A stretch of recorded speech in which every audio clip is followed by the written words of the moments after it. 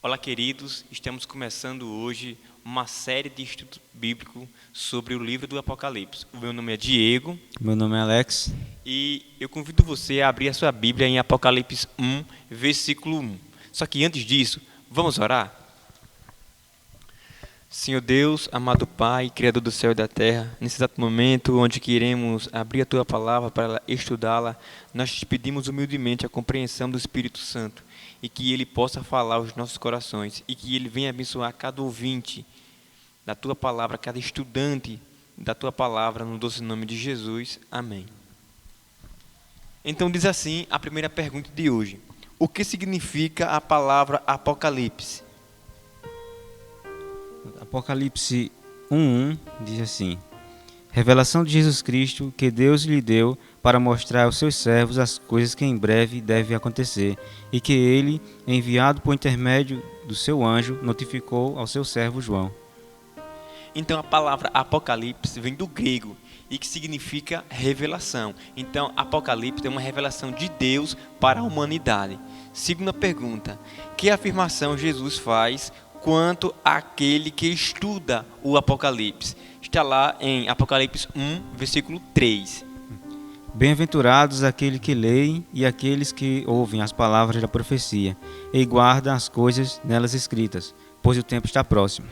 Então, a palavra bem-aventurado, queridos, significa feliz. Então, Jesus está dizendo que feliz é você que está lendo, feliz é você que está estudando, mas mais feliz é aquele que pratica os ensinamentos da palavra de Deus, aqueles que decidem obedecer, decidem viver de acordo com a vontade de Deus. Vamos para a terceira pergunta: por que podemos acreditar nas Escrituras Sagradas? Está lá em 2 Pedro, capítulo 1, versículo 21. Porque nunca jamais qualquer profecia foi dada por vontade humana. Entretanto, homens santos falaram da parte de Deus, movidos pelo Espírito Santo. Olha que interessante, a Bíblia foi inspirada por Deus através da atuação do Espírito Santo. Ela foi escrita em um período que abrangeu cerca de 1500 anos, por mais de 40 autores e culturas distintas. As principais evidências de sua inspiração divina são unidade temática, profecia cumpridas, fidelidade histórica e arqueologia, atualidade de seus ensinos e vidas transformadas por sua mensagem de esperança. O que significa isso? A Bíblia é o único livro que transforma a vida. Que você vê uma pessoa sair de uma vida para a sociedade desonesta, corrupta, e através da palavra de Deus, essa pessoa é transformada. Então, a Bíblia é sim a palavra de Deus que foi escrita por homens, mas inspirada pelo Espírito Santo. Quarta pergunta diz assim: para compreender a Bíblia, o que devemos fazer? Qual deve ser nossa atitude? Lucas 24, versículo 27. E começando por Moisés, discorrendo por todos os profetas, expunha-lhes o que a seu respeito constava em todas as Escrituras. Então, para que eu e você possamos compreender a Bíblia, em especial o Apocalipse, nós devemos fazer o quê? Nós devemos estudar tanto o Velho Testamento como o Novo Testamento, porque foi assim que Jesus ensinou. Ele ensinava as pessoas usando a Bíblia, usando os profetas, usando os livros de Moisés. E hoje nós temos uma Bíblia que nós podemos usar tanto o Velho Testamento como o Novo Testamento. Vamos para a quinta pergunta: por que Deus se revelou em alguma circunstância por meio de parábolas e símbolos? Lucas 8:10. Respondeu-lhe Jesus: a vós outros é dado conhecer o mistério do reino de Deus. Aos demais fala-se por parábolas, para que vendo não vejam e ouvindo não entendam. O que significa? Então é o seguinte: Jesus falou por parábolas para que somente aquele que quisesse realmente conhecer a palavra de Deus pudesse se aproximar dele.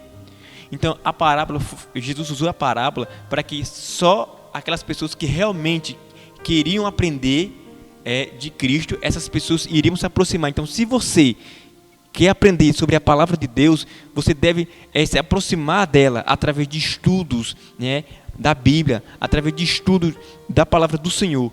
Foi assim no passado e é assim no presente. Somente aqueles que querem aprender vão em busca do conhecimento.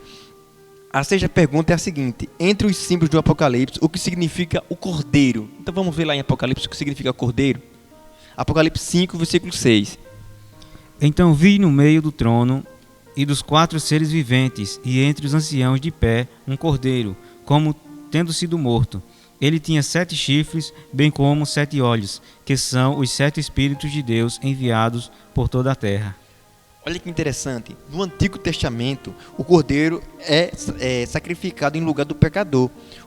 O cordeiro pascual significa a vida e libertação do cativeiro egípcio. O Novo Testamento aponta Jesus como a realização do simbolismo do cordeiro. Cristo é aquele que tira o pecado do mundo e liberta o pecador das armas do mal. Então Jesus é o cordeiro de Deus que tira o pecado do mundo. Então em Apocalipse, quando fala em cordeiro, está falando de Cristo. Cristo é o Cordeiro de Deus que tira o pecado do mundo. Vamos para a 7ª pergunta. O que significa a palavra dragão em Apocalipse? Está lá em Apocalipse 12, versículo 9. E foi expulso o grande dragão, a antiga serpente, que se chama Diabo e Satanás, o sedutor de todo o mundo. Sim, foi atirado para a terra e com ele os seus anjos. Então no Apocalipse, quando a gente está lendo lá, quando aparece o nome dragão, dragão representa, significa Satanás, significa o inimigo de Deus. Então, dragão no Apocalipse é o inimigo de Deus, é o diabo, é o Satanás. Vamos para a 8ª pergunta. O que significa o termo águas no Apocalipse? Hoje nós estamos aprendendo os termos, né? Cordeiro significa Jesus, dragão significa o inimigo, né? Satanás. E o que significa águas no Apocalipse? Vamos lá, Apocalipse 17, versículo 15. Falou-me ainda: as águas que viste, onde a meretriz está sentada, são povos, multidões, nações e línguas. Então, águas no Apocalipse significa multidões, nações e línguas. Representa muitas pessoas. Então, águas no Apocalipse significa povos. Vamos para a 9ª pergunta. Que advertência Deus nos faz ao interpretarmos as profecias? Olha aí, 2 Pedro, capítulo 1, versículo 20. Sabendo primeiramente isto, que nenhuma profecia da Escritura provém de particular elucidação. Então devemos sim interpretar as profecias iluminado pelo poder de quem? Pelo poder do Espírito Santo. Então, sem criar interpretações pessoais baseadas em especulação. Então, para que eu possa entender a palavra de Deus, o Espírito Santo deve atuar na minha mente. Eu não posso interpretar por mim mesmo, mas a palavra de Deus, através do Espírito Santo, é que vai agir em mim e eu vou entender de acordo com o poder do Espírito Santo. Então eu não posso dar uma revelação minha, hein? Por isso que nós estamos usando aqui a Bíblia. É a Bíblia que está sendo as respostas para as perguntas, porque a Bíblia é o Espírito Santo falando. Você entendeu? A Bíblia é o Espírito Santo falando. Vamos para a 10ª pergunta. Qual é a síntese da mensagem do Apocalipse? Qual é o centro? Vamos lá, Apocalipse 12, a partir do versículo 10. Então ouvi grande voz do céu, proclamando: agora veio a salvação, o poder, o reino do nosso Deus e a autoridade do seu Cristo. Pois foi expulso o acusador de nossos irmãos, o mesmo que acusa de dia e de noite, diante do nosso Deus. Eles, pois, o venceram por causa do sangue do Cordeiro e por causa da palavra do testemunho que deram, e mesmo em face à morte, não amaram a própria vida. A salvação, o poder e o reino são obtidos por nós, por Deus, por intermédio de quem? De Cristo. De Cristo. Essa aqui que é a grande verdade. Ao aceitarmos Cristo, o sacrifício de Cristo, vencemos o acusador e a morte. Então, o centro da Bíblia, o centro dessa mensagem é Jesus, aquele que venceu o mal, aquele que venceu a morte, aquele que venceu o pecado. Ele é o centro da palavra de Deus. Vamos para a 11ª pergunta, que é a seguinte: por que no Apocalipse o anúncio de uma destruição é uma mensagem de esperança? Olha que interessante, Apocalipse 20, versículo 10. O diabo, o sedutor deles, foi lançado para dentro do lago de fogo e enxofre, onde já se encontram não só a besta, como também o falso profeta, e serão atormentados de dia e de noite, pelos séculos dos séculos.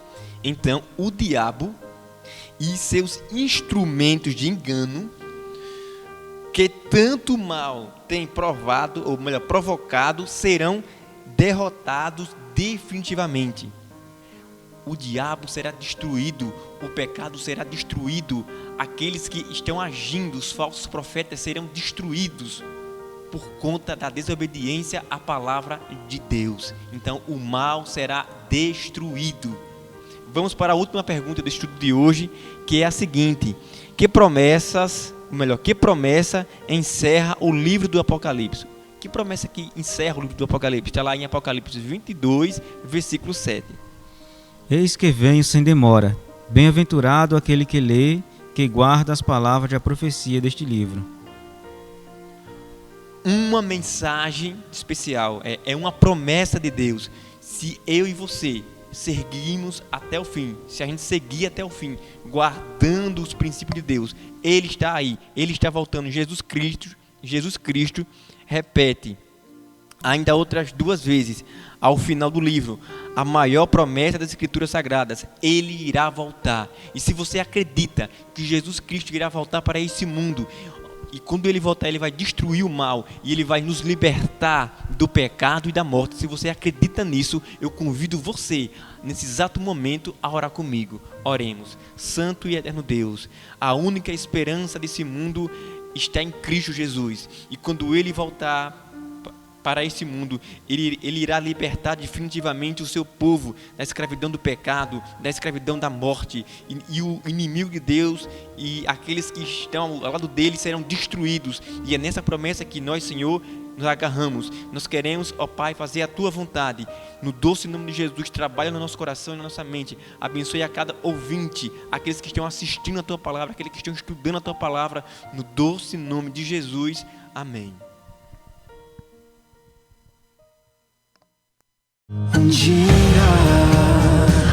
tudo será alegria, não haverá mais tristeza, incerteza, medo e dor. O dia do Senhor